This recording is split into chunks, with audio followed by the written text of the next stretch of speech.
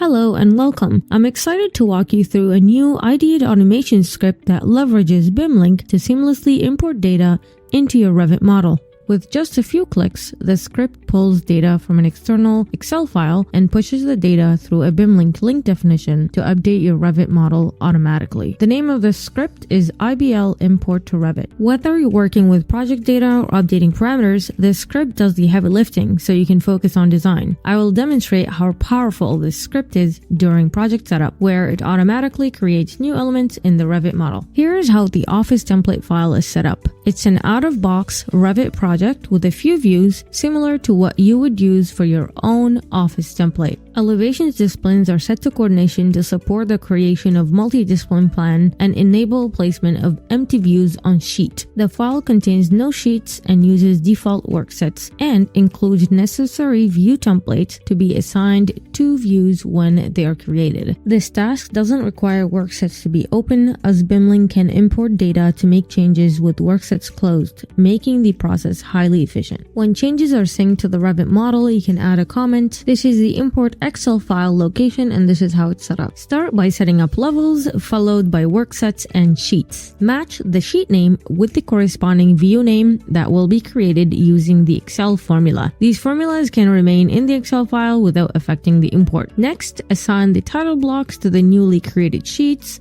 Then create the floor plans, specifying the required family and type, along with the view name, which can include a formula concatenating the level name and subdiscipline. Finally, define the viewport placement on sheet along with their coordinate values. Returning to the script, the Bimlink definitions will be imported in the following order. First, create levels, then work set, followed by sheets, views, and finally, viewport placements on sheet. A Bimlink import message CSV file will be saved in a specified location and a report name. If there are errors during the import, the script will report a failure and prevent the data from being imported. Let's run the script. This will launch the appropriate Revit version and start importing Bimlink definitions in the specified order. The data import only took 51 seconds. Now, let's open the Revit model and review the changes. While the file is getting opened, we can also check the Bimlink import message CSV file to verify the updates made to the model.